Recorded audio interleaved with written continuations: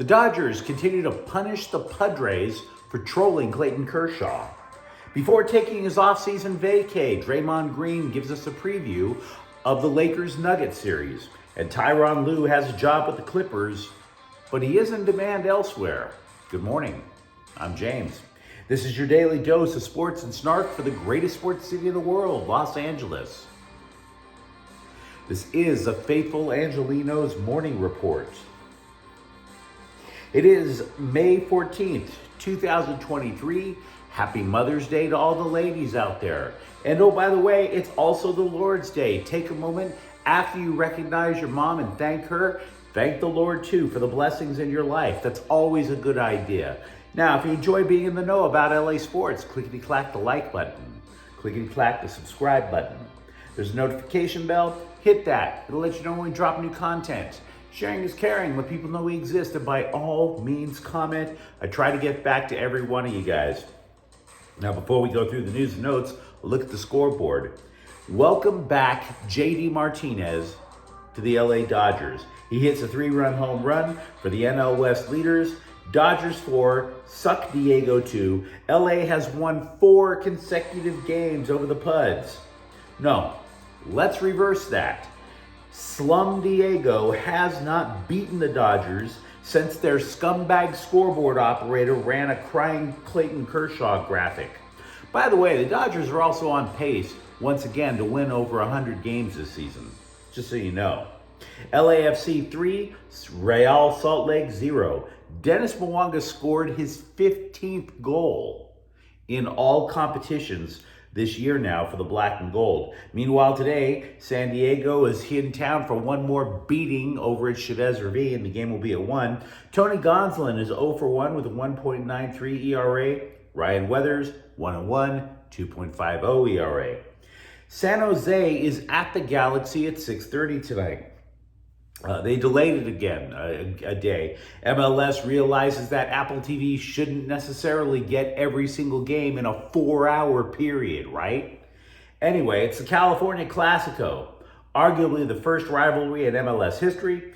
The Quakes actually have an MVP candidate in Christian Espinoza. And by the way, at this moment, the 5-time MLS Cup champion Galaxy are butt naked last in MLS. Hashtag Klein out.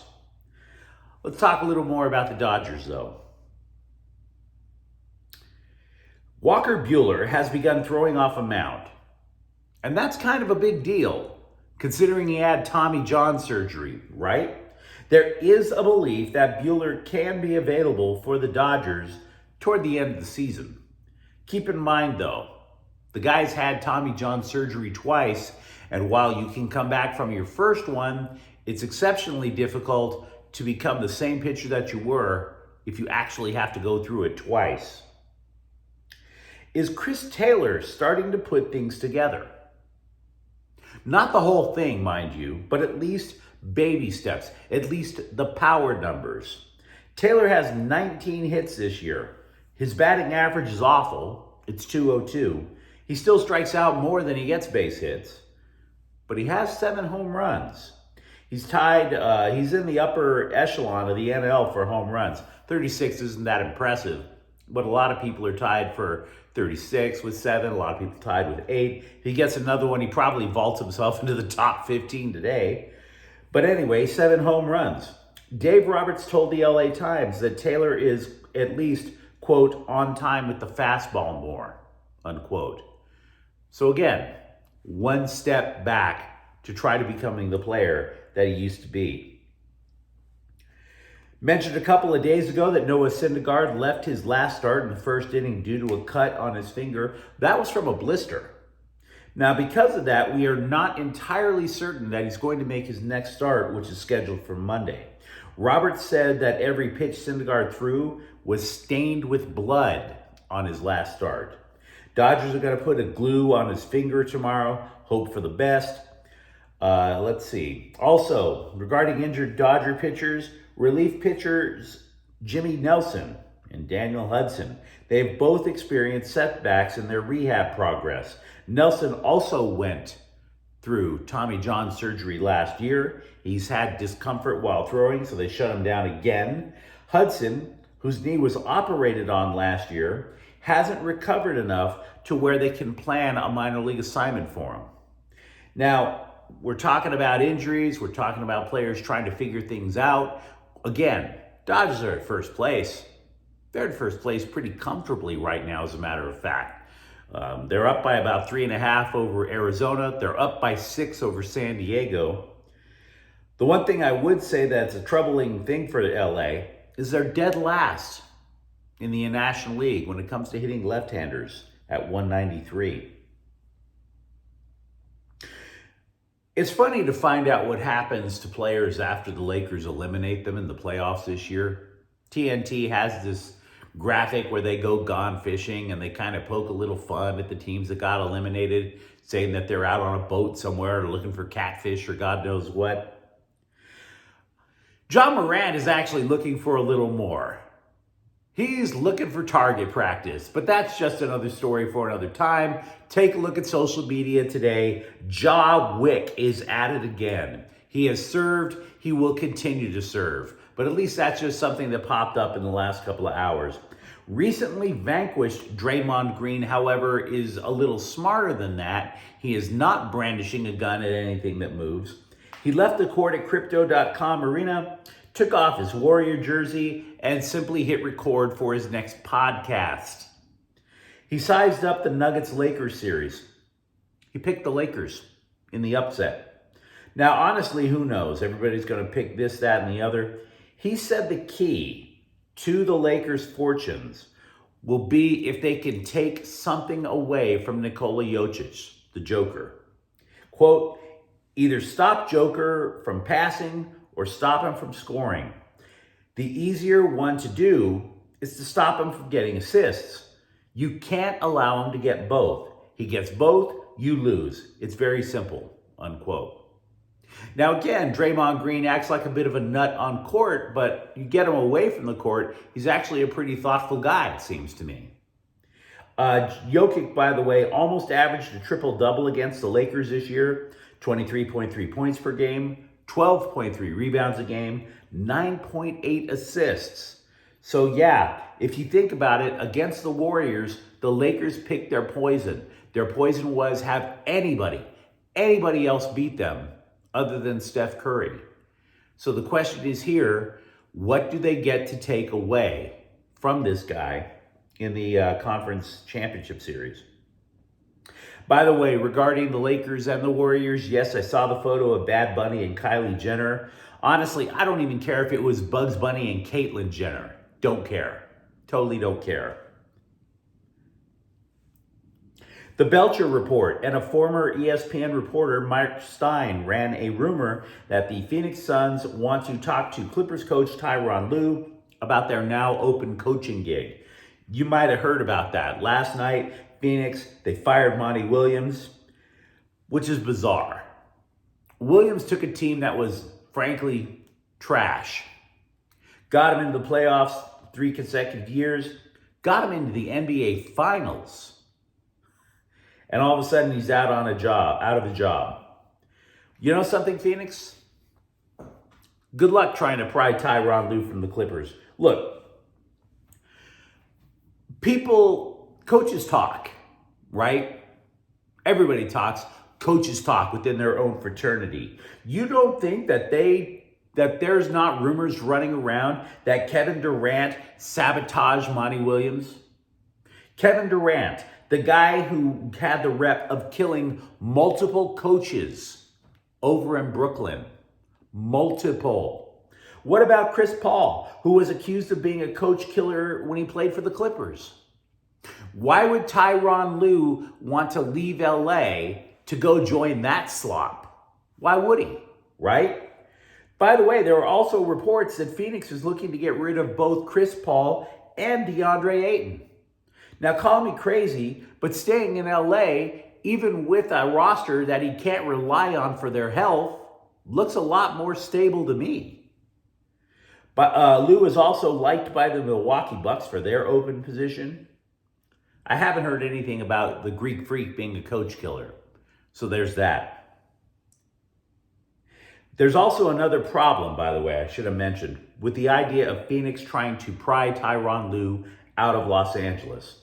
The Clippers, because they have him under contract, would be entitled to compensation. Now, let's say you're a Clippers fan and you're thinking, you know what?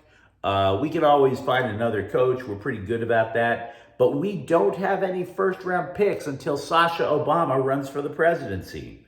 So maybe we can pry some draft picks out of Phoenix.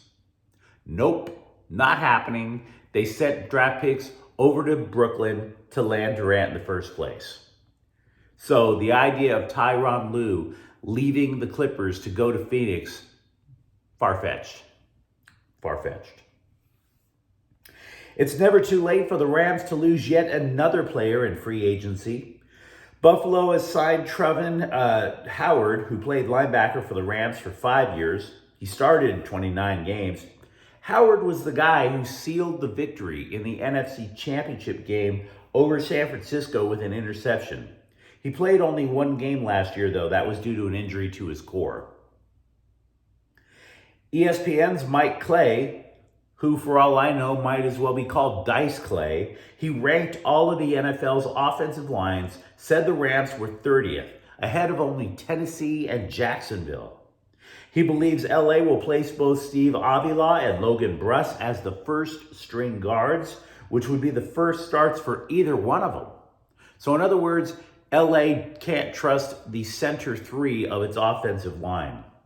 The guy also ranks the Chargers' offensive line as the 11th best in the NFL. Now, for the record, I'm not saying he's wrong. I'm just saying I've never heard of this dude before in my life, so can we really trust his opinion? That's all. I want to congratulate the press for picking up on the fact that the UCLA basketball program has probably even a bigger rebuilding situation than the Rams. We've been talking about it here. The Bruins have lost 8 players from last year's roster. 2 other media outlets finally noticed. You're welcome. You're totally welcome. Take a moment, if you will, if you're a UCLA fan, and I'm not trying to clown UCLA. I respect Mick Cronin. I respect what the basketball program has accomplished. But just since the end of the season, the Bruins have lost 87% of their points, 90% of the rebounds. So let's survey the wreckage. What is left? There are just 8 scholarship players on the roster right now. Only 3 of those 8 players were on the team last year. That would be guards Will McClendon, Dylan Andrews, and center Kenneth Nwumba. They averaged fewer than 13 points per game. So no, there's not a lot of replacements coming out. The reinforcements are not exactly coming over the hills. The cavalry is not there. By the way, the only other guy on the roster with any other college experience whatsoever is a transfer from Utah, Lazar Stefanovic. So yeah, 4 players out of an entire roster of 14 or 15 kids. This is not a recipe for immediate success. If you are a UCLA fan, though, take a moment, say a prayer for the family of longtime Bruins announcer Chris Roberts, who covered both the football and basketball teams in a career that spanned 23 years. He died of complications from Parkinson's disease on Friday. The man was 74. He seemed like a very pleasant fellow. Absolutely. Send up thoughts and prayers for his family. Former USC wide receiver Gary Bryant Jr., who entered the transfer portal, has landed in Oregon. He caught 51 passes at USC for 630 yards, 7 touchdowns. Mayor's Manor, a Kings blog, is reporting that the team has reached an agreement to keep its coach, Marco Sturm, at its AHL affiliate over in Ontario, so the Reign have some stability up top. But let me know what you think in the comments thread. Let me know what you think about what's going on with the Dodgers. A lot of good stuff, little undercurrent of trouble, little undercurrent. What about what Draymond thinks about the Lakers? And if you enjoyed this conversation, don't forget to subscribe to Faithful Angelenos because we're talking LA sports every single day here. Thanks for watching. I'm James. We'll be back later tonight with a rapid recap of Galaxy Soccer. Faithful Angelenos is a Kian Corte El Queso production. Take care.